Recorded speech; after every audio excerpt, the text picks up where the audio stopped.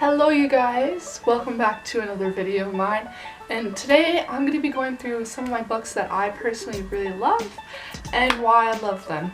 So personally I love the more adventure action as one or romance. I love a good cheesy romance novel, but I also don't mind the ones that kind of play with your mind every once in a while. So yeah, I just thought I'd share to you if you wanted to read any books, because I found whenever I wanted to go read new books, it was hard to find suggestions that were like tailored to me. But I kind of just found these through friends, or there's one girl at Chapters that I was like, oh, I love these books. She's like, oh, you'll love these ones then. So yeah. Now I'm gonna go start with one of my favorite books that's a little bit older, and Then There Were None by Agatha Christie. Now if you know anything about Agatha Christie, she's the queen of murder mystery. She was this book, like I've read a couple of her other ones and they weren't as good, but this is the first Agatha Christie I ever read. Pretty much what happens is 10 strangers are invited to a mansion, and one by one they get killed off, and you don't know who it is. At least I didn't know till the very end who it was. Like literally the last page she doesn't say, but it's super good. I don't tend to recommend this one just because it is written in Old English, so not a lot of people love that. But I personally, with my love for Shakespeare, I was not very scared of Agatha Christie's Old English, but I would definitely recommend this book. It is super good if you love murder mystery. It's pretty much just Among Us in a book, the OG Among Us. But anyways, yeah, I'd give this book a solid 10 out of 10. All these books are going to be 10 out of 10 mostly, but yeah. Next up, another kind of classic that's a little older is The Giver by Lois Lowry. Now this one I read when I was quite young at my school, and it just was so brilliant. It's just brilliant.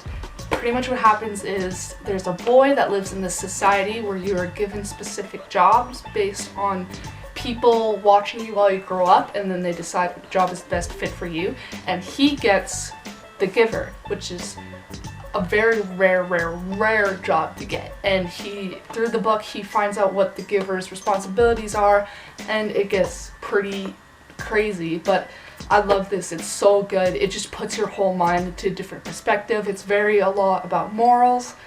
So if you kind of like the mind-bending books, I would definitely recommend. It is older, but it's so phenomenally done. I would have to give this book a good. Lois Lowry also made a series to this that all kind of tie together in the last book, I believe. Wait, let me look. Where are my Lois Lowry books? There's 4 in total. The first 3 are about the different characters, and the last book is about the 3 characters coming together. So I would the other ones aren't as good, but definitely would recommend this one. 10 out of 10. Okay, next up is a little more controversial one due to how it is written. It is called Go Ask Alice Anonymous. So I can't remember who the specific author is. Give me a second. Anyways, so what happened pretty much is this author took the diaries of kids who had died and kind of fabricated them so none of the info would be relevant, but kind of made them into their own little stories. So most of the information from these books are actually things that have happened in real life.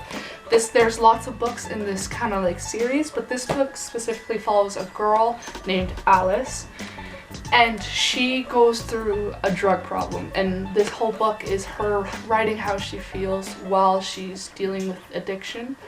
And when I finished reading this book, I screamed and threw it. Like, it's an emotional roller coaster, this one. It's a little harder to follow since it is entered through like diary entries, so it's kind of hard to follow, but it is a pretty good book. I would have to give this one a good like 7 out of 10. So this next book is a little bit of an easier read. It is The Selection by Kiera Cass. Now this book is not hard, doesn't make you think too much, whoops. It's just a simple cheesy romance novel. Pretty much what happens is in the future, the United States and Canada has fallen, and Mexico have fallen into kind of one country. And for the young males of the kingdom, what happens is 35 women from each province in this new country goes to the castle and has to win his heart. Only 1 out of 35 wins. It's pretty much just The Bachelor, like dystopian Bachelor, but it is super good. I'm such a cheesy romantic. I loved it so much. I literally read the first book, and then there's 2 more books in this part, like this specific kind of timeline of the series. And I read the next 2, I bought the next 2 and read them in the same night. Like, they were just so good. They're so cheesy romantic. They make you want to like cry at some points. It's super good. If you just want like an easy vacation read, I would definitely read this one, since I have reread these on vacations multiple times. But I would give this selection a 9 out of 10. Next up is a little bit of a darker one again. It's Looking for Alaska by John Green. And it is pretty, it's beautifully written. John Green, no surprise, wrote a beautiful book. So pretty much what happens as a kid, he goes to, I can't remember if it's college or university, but he goes to one of the 2, and he aligns himself with a girl named Alaska. Now through the book you see their relationship grow along with their friends. It's a pretty good one. Again, another one that's going to make you cry, make you think. But it is so good. If I could recommend one book, it would definitely be this one. But I would give Looking for Alaska a 10 out of 10. Okay, I saved my top 3 favorites for last. All 3 are in a series, but they're so worth it. Like, they're so worth it. They're just so good. So first, I'm going to start off with number 3. A Throne of Glass series by Sarah J. Maas. Now, Sarah J. Maas, a lot of people read these. I know a lot of people in my elementary school read Throne of Glass, Assassin's Blade series. But pretty much the Throne of Glass is the first of how many? Let me count. 1, 2, 3, 4, 5, 6. One of 6 books in the series. The first book, you're introduced to character Selena Sardothian, who is in pretty much a slave camp in this made-up world.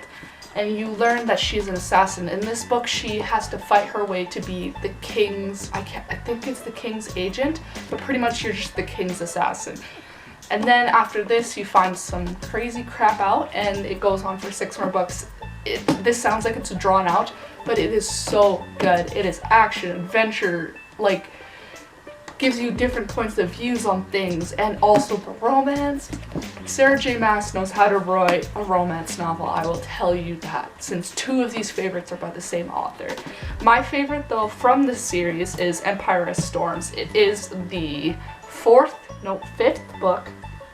Yeah, sorry, there's 7 books in the series. This is the 5th book. It is the biggest out of all of them, but this one is so good. There's so much action. I specifically love one romance scene in this one.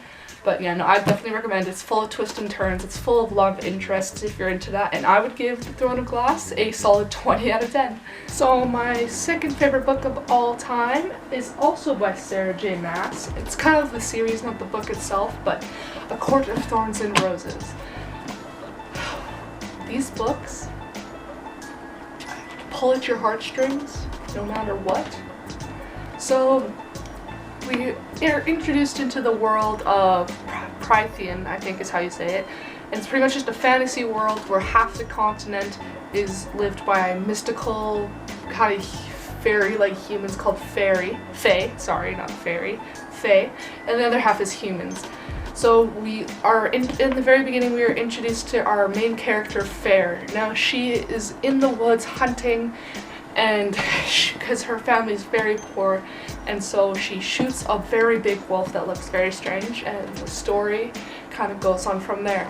Now, you can't, if you read these books, you have to promise me you won't just read this one, because as this one is good, you need to read the whole series, because it does like a full like 270, and it's so good. It's so good. It's action, adventure, drama, love, especially. Like, it's just everything you could ever need and want. But this one's pretty good. My favorite out of the series, though, is A Court of Mist and Fury. Just so much happens in this book, and just so much, and it's so good. It's so good, guys. Just please. I have to give these a good 20 out of 10. Now it's time for my #1 favorite book, which is, or book series I should say, sorry. The Unbecoming of Mara Dyer by Michelle Hodkin. Now, if you know me personally, I have probably told you about characters in the story, or to read this book, or the one quote that I'm gonna get tattooed on me from the last book in the series. You guys, it is so good. So this book is about, we start off the book and a girl named Mara wakes up in a hospital and learns that she was in an asylum breaking down and all her friends died due to the crash except for her. So she moves schools, goes to a different city, and it goes on from there. Now it is a 3-book series from her point of view. After those 3 books there's another 3 from another character's point of view, but it's so good, you guys, so good. It makes you, I've cried. This one's a little darker, I will say. This one's very dark, very gory, but so good. The plot is good, the book is good, the romance, you guys, it is so good. Like this is just so good. I've read these books easily 20 times. Like, I've reread the out of these books. But yeah, my favorite one, of course, like I said, is the last book in the series, which is The Retribution. I won't say what it's about because it will spoil the rest of the book. It's so good, and I have to rate these a good 100 out of 10. That is it, you guys. I hope you enjoyed. If you want another kind of book recommendations or books to avoid video, just comment below, and please like and subscribe, and honestly comment what you want to see. I'm kind of just on the whim making random videos for Mondays right now. But yeah, I'll see you guys later. Bye.